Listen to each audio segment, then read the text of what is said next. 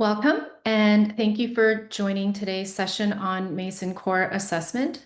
My name is Chris Lee, and I serve as the Associate Director of Institutional Effectiveness in the Office of Institutional Effectiveness and Planning, otherwise known as OIEP.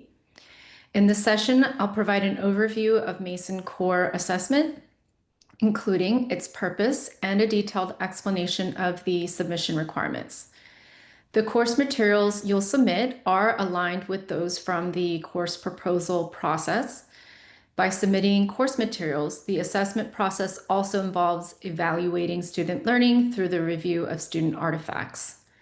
The goal of general education assessment is to understand and continuously enhance the core learning outcomes that form the foundation of every student's undergraduate experience. I am excited to partner with all of you in this work, and I look forward to supporting you and collaborating with all of you. This session is a makeup general session for anyone who was unable to attend their category-specific session. All the information covered today will be the same as the information covered in the category sessions. In addition, the session will be recorded, and the recording and slides will be shared with all instructors later this week. I would appreciate if you could take a moment to share about yourself in the chat. In addition to the items that you see here, if you could also say which category you are with, that would be really helpful for us to know. Once again, welcome, and let us know who you are. Throughout the presentation, questions are welcomed in the chat, and we'll do our best to answer those as we move along. We will also have a dedicated time at the end to address all of your questions. I'd like to take this time to introduce the Mason Core team to all of you. You may know Laura Palms. She is the Mason Core Director, and she is unable to join us today because she is with Study Abroad. I also have here Trisha Wilson, and I will open it up to Trisha to say hello to all of you.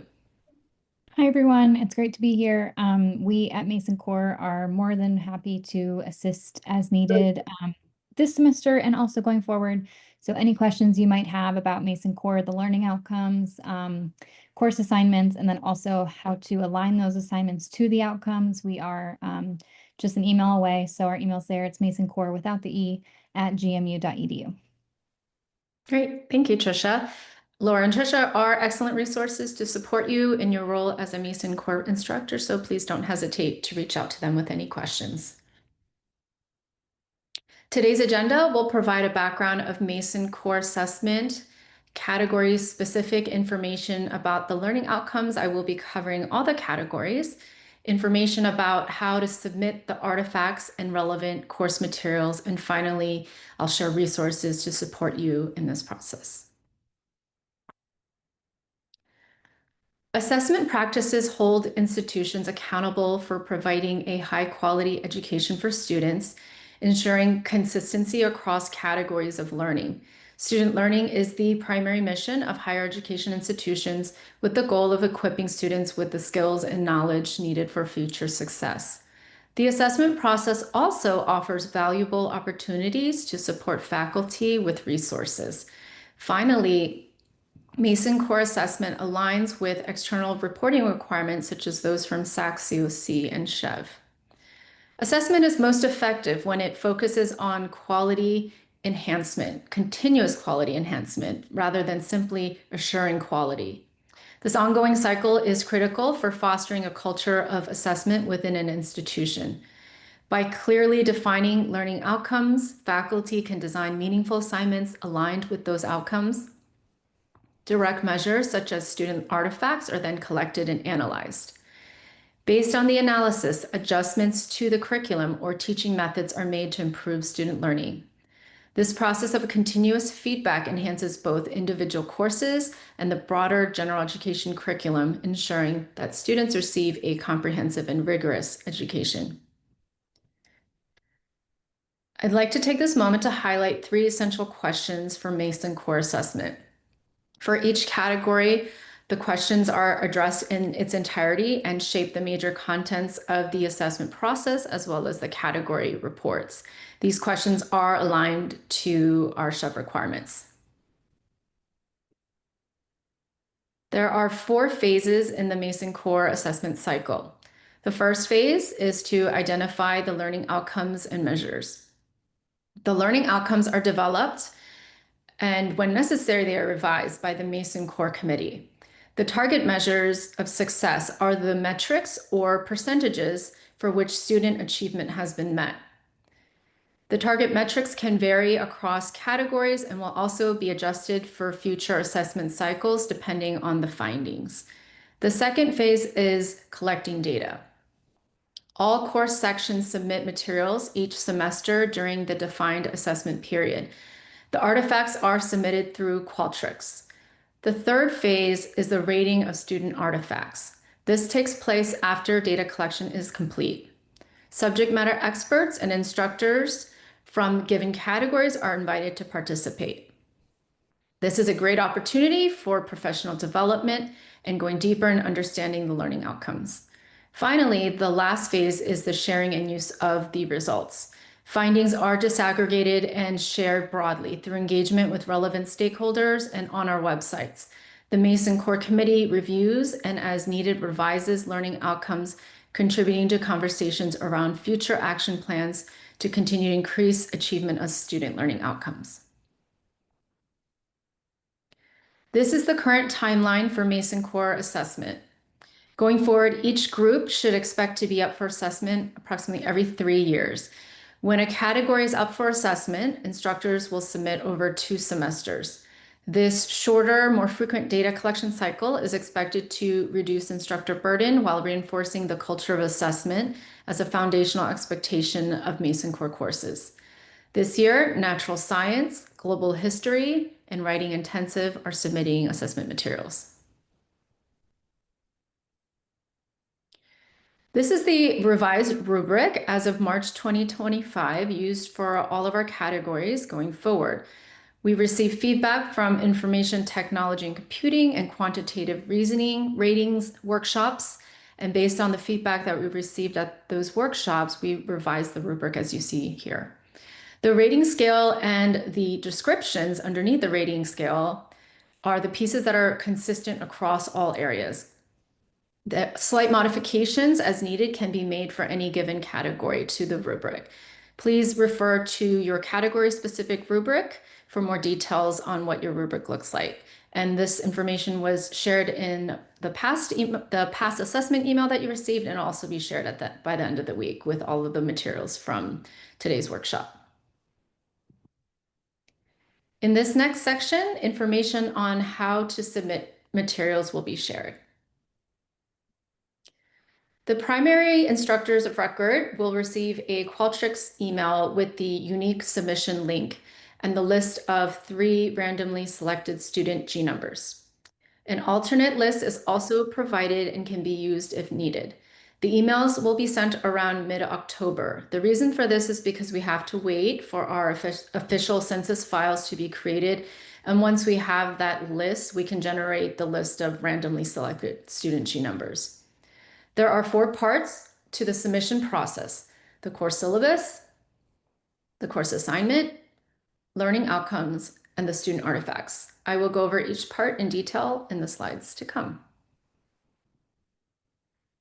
The first item is to upload the course syllabus. Please be sure to rename the file using this naming convention that you see here. It's course_section_ the word syllabus. Proper naming is very helpful for our office in organizing the large volume of materials that we receive. Next is the course assignment. You can select the assignment of your choice.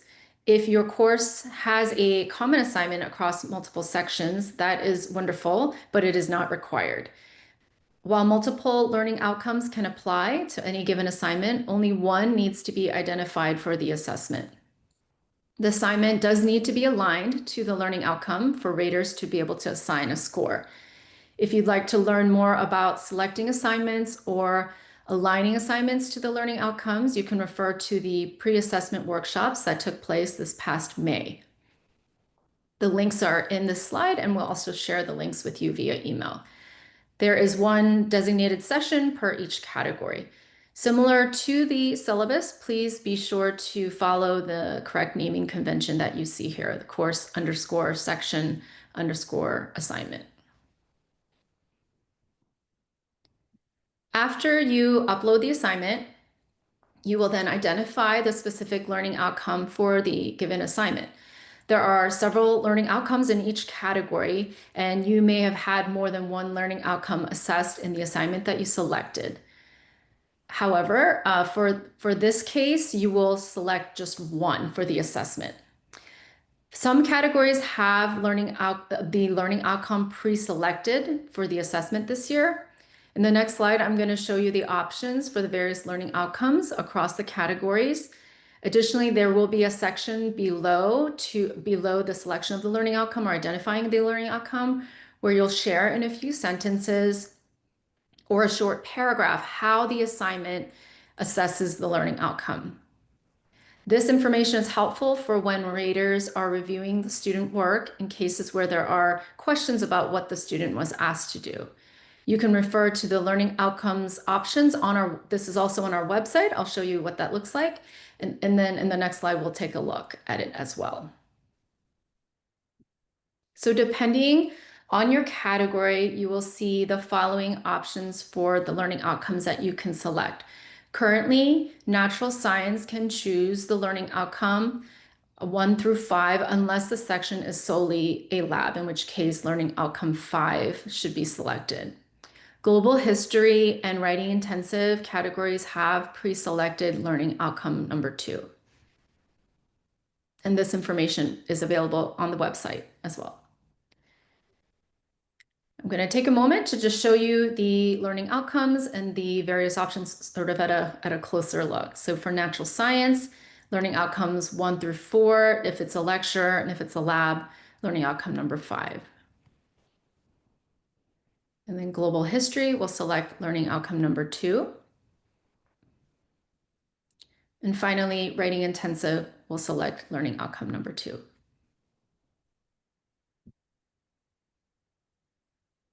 After the ad drop period concludes around mid-October, you will receive a Qualtrics email invitation with the 3 randomly selected G numbers in the body of the email. A short list of alternate numbers is also provided if needed. When you are ready to submit, you should refer to this list of G numbers in making your submission as well as in naming your files. The course information and student G numbers are pre-populated into the Qualtrics survey form. If you need to use the alternate G number, you can refer to, there's going to be a drop-down menu for you to select the alternate student. As you can see in the slide here, there is a section for where it says course, it's blank, and then student artifact 1, also blank. The fields that you see here will be pre-filled for you with your section's information. And once again, please be sure to use the naming convention to name the student artifact files. And in this case, you will actually write out the G number for the student instead of the word student. I'd like to give an overview of the timeline for what you can expect for fall 2025. Around the first week of classes, you received an email from the Mason Core office, and then information about assessments specifically went out shortly after. This month, we're holding the information sessions for how to submit. And then next month, after the ad drop period ends, you will receive the Qualtrics invitation. The submission deadline is the last day of classes, typically, and this semester it'll be December 8th. If you need additional time, please let me know. It's also something we can discuss here if you have any questions, and we can certainly work something out. We'd like to have the deadline just to ensure that we can get those materials in on time. However, if you have any questions, let us know. If you teach courses in these categories next semester, the same process for assessment will take place again in spring 2026. After 2 semesters of data collection, instructors will have the opportunity to participate in rating the student artifacts. Typically, this takes place in December or January. This is a great opportunity to engage in professional development and contribute to the assessment of student learning. At the ratings workshop, you can expect to receive an overview of Mason Core assessment, along with a deep dive into understanding category-specific learning outcomes and rubrics. Instructors will also have time to explore samples of student work and practice rating the student artifacts. Developing a common understanding of the learning outcomes and rubrics and the ratings process itself is essential to a successful ratings process. Finally, instructors will individually score the artifacts and then decide on collective ratings with their colleagues. The scores from the ratings workshop will be used to develop the findings to make any necessary changes and/or improvements to the category. For those interested in learning more about teaching a Mason Core course, the certification program that we have here is open to all George Mason University instructors who've taught one or more courses in the last 2 years. The certification is focused on the strategies for not teaching non-majors and ensuring student success as part of the Mason Core. And I'd like to take this moment to see if there's anything Trisha would like to add about this program for you all. Thanks, Chris. Yeah, I'll just briefly give an overview. The instructor certification program represents about 5 hours of workshop participation, specific to, as Chris said, teaching Mason Core courses and having students, non-major students in those courses, because we do recognize that there are unique challenges and privileges to teaching Mason Core courses. So we want to support that through this certification program. And in completion of it, you receive a letter that can be used for reappointment and promotion. And we also send that information to your dean and your chair so that the information is widely spread. And we had about 20 instructors in the spring complete the certification. So we're really excited to continue building on this. We are in the process of working on 2 additional levels. So it will, once you get the certification, you can then go on to the next level, and then we'll have another level as well to just really help to develop your continued ability to meet these needs for students in Mason Core courses. We sent an email out last week that should have been sent to all Mason Core instructors with some details on the offerings this semester, but there is no deadline or timeline, if you will. So if you're only able to maybe fit 1 or 2 of the workshops in your schedule this fall, there will be more in the spring, and you can continue to work towards that certification until you complete all 5 hours. And there is actually a second path called the portfolio path that is available for more experienced instructors. And there's more information on the website. So you can scan that QR code, or I will drop in the chat the link here. And you can find it on the Stern Center website as well if you want to look for it there. So we hope to see a lot of you participate in this and to continue to develop our Mason Core instructors. Awesome. Thank you so much. All right. Here on the slide, I have resources for you all on our websites for you to check out on both the Mason Core websites as well as the OIEP websites. There's a lot of helpful information you can find to support you in the assessment process. If you have questions about Mason Core or assessment, it's very likely that someone else is wondering the same thing. So the links here go over the common questions and are just really great resources to help you and support you in this process. So please be sure to check them out. I'd like to thank you for your time today, and thank you as also for participating in the assessment process. Please encourage your colleagues to use the available resources that we have and attend any future workshops. If you would like any additional support with completing your submission, or if you have any questions, you can reach out to any of us. My email is cleen@gmu.edu.